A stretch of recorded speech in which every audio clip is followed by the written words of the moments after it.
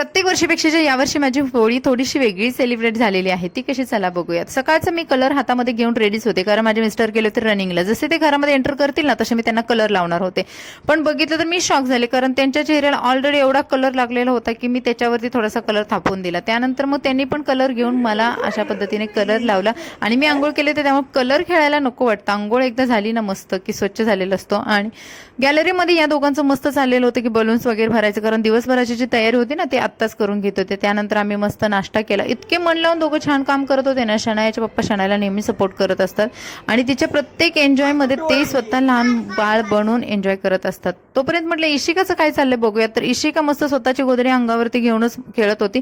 मॅडमचं बघितलं तर तोंड चेअरकडे होतं आणि जसं तिच्याकडे कॅमेरा केला तर ती इतकी गोड स्माइल देते ना, तुम्ही सुद्धा बघाल तिची स्माइल किती छान आहे।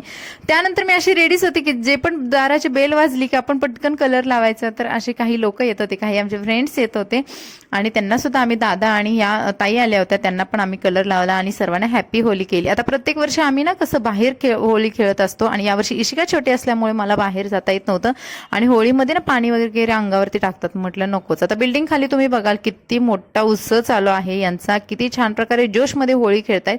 शनाया आणि शनायाच्या पप्पांना बाहेर खेळायला गेले होते होळी आणि मी घरामध्ये स्वयंपाक बनवत होते। पण गाणी एवढी छान खाली लागली होती ना डीजेची, तर मी त्याच्यामध्येच गुंगीमध्ये मस्त स्वयंपाक करत होते। जशी दाराची बेल वाजली बघितलं तर बाहेर हे सर्व आमचा हा ग्रुप आला होता आणि मी आतमध्ये थोडीशी पळत गेली होती, कारण मला ना असं होतं की ही लोक आली ना तर होळी इतके डेंजर खेळतात ना की विचारायला नको। आणि त्यांनी मला बाहेर खेचून आणलं शेवटी आणि तुम्ही माझी होळी खेळल्यानंतरची अवस्था बघाल, पूर्ण चेहऱ्यावरती केसांवरती बापरे कपडे वगैरे इतके भरतात ना।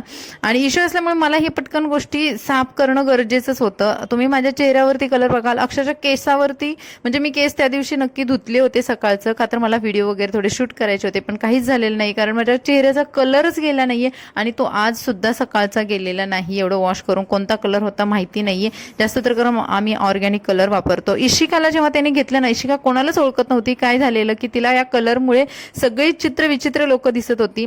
परशेवरती कलर सांडला म्हणून ना त्यांच्या फ्रेंड्सनी यांच्याकडून तो कलर साफ करून घेतलेला आहे आणि शेवटी आम्ही अशी एक रील बनवली।